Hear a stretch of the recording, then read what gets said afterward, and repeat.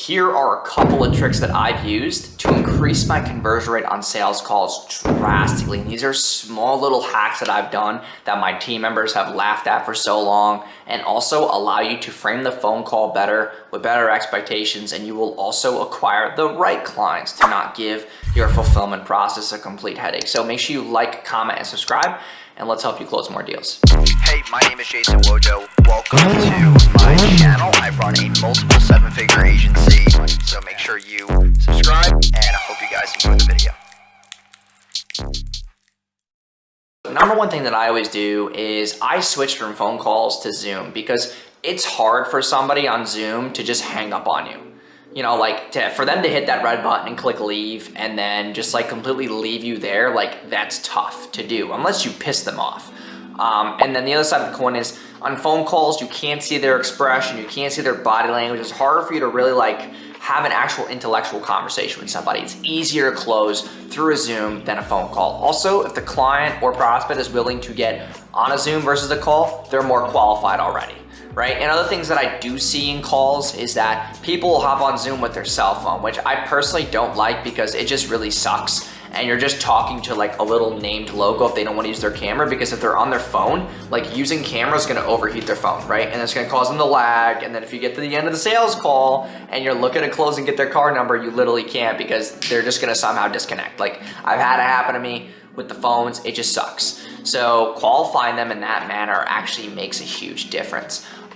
Second thing I do is inside Zoom, you can change your name on desktop. And this is like a really cool trick that I've done many, many times. And I'll put my name and then in parentheses, I put closing call.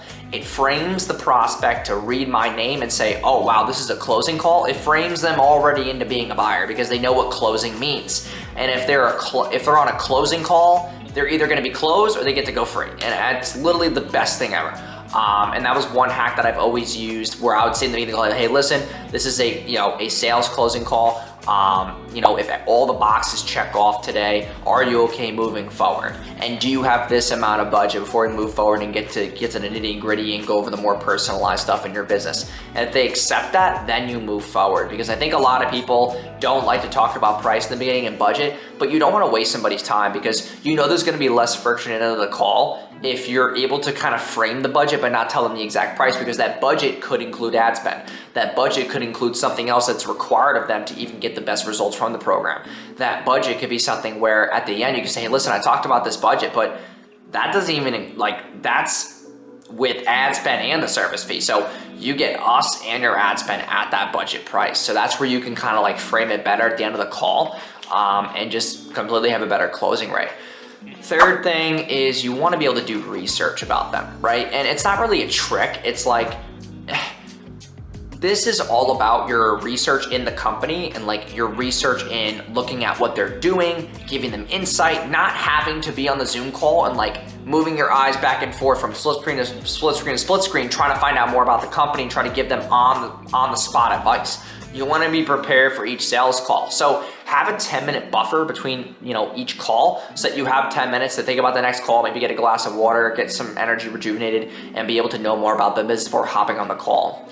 The fourth trick that I've used is whenever I hop on a new sales call, I always use the framing of, hey, listen, sorry if I'm out of breath. I just got off a team call and we just got this client this insane result. So I'm really excited to talk to you because your business is kind of just like theirs. And that's where you can kind of get them excited about a result. Like you're teasing what they want, but it happened to another client, and you're kind of dangling the carrot in front of them like, hey, listen, like this happened to this person and it could possibly happen to you if you just fucking pay attention and hear me out. And that's where you kind of have the carrot dangled, and they're just more willing to listen to you. They're not going to be so evasive. They're not going to be so, what results have you gotten? Like you've already teased that objection in the beginning. And the funny part is that no one has ever objected that beginning part. They're kind of just, you're more so setting their brain to function in a way they're more willing to hear you out and be able to listen to your expertise, because now you have leverage in the sales call. You have control, because technically you just got your client that result. You don't need them. They just want you to listen. So now you're not playing the game of like, okay, you know, if this checks or this checks, or yeah, like we have only a limited amount of spots, like you just look way too needy. You can't talk about those kind of things. That is when the price is revealed. And I have a video about, you know, how to reveal the price, which you can check out probably on, you can go to my videos and just search it, like how to reveal the price on a sales call, or you're gonna see some of my recent videos. But I talk about how to reveal that as well, or there's probably gonna be a button up here or something that you can click. But the next thing to really realize is that, and this is the last trick, is that you have to act like you don't care. I know this is an interesting trick, but like you have to act like there's really no attachment to the sale. You have to pull yourself away from the sale because the sale is not really made until you pull away from it. And I know that's an interesting angle, but as soon as you start talking about price and closing them too early in the call or too consistently or repetitively, you kind of you have pushback from the prospect because they think that they're just there to get closed. You know, that's a big thing that I've kind of drawn myself away from, is just kind of being myself on the sales call and just, you know, when I need to be aggressive, then I'm aggressive.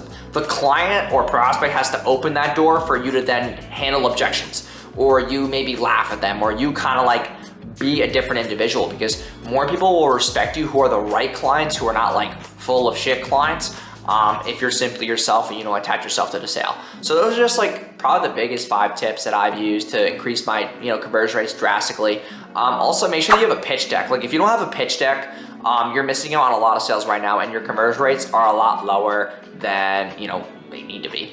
A pitch deck is basically slides of how you kind of frame the sale in the beginning. You go over certain slides, you go over the biggest pain points, you go over the biggest FAQs, you go over results, you go over, you know, why this makes sense, you go over the numbers for the client. Like it's a whole entire, basically like a webinar, but a consistent pitch deck that you can use for any prospect who comes to your ecosystem. So look into getting your own pitch deck done. Also start like synchronizing a sales script around your biggest objections. And if you start getting certain objections early in the phone call, you should start answering them earlier, even before the sales call actually starts. So maybe text messages beforehand, whatever the case may be. And that leads me to the last trick, which is having reminders for your calls. I love Calendly. I've always used Calendly.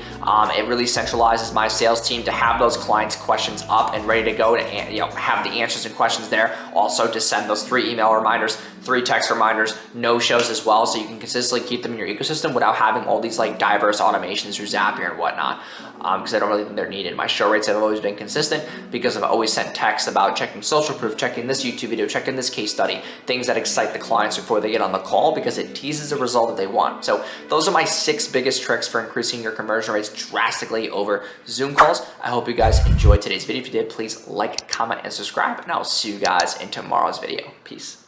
Hey, my name is Jason Wojo. Welcome to my channel. I run a multiple 7-figure agency.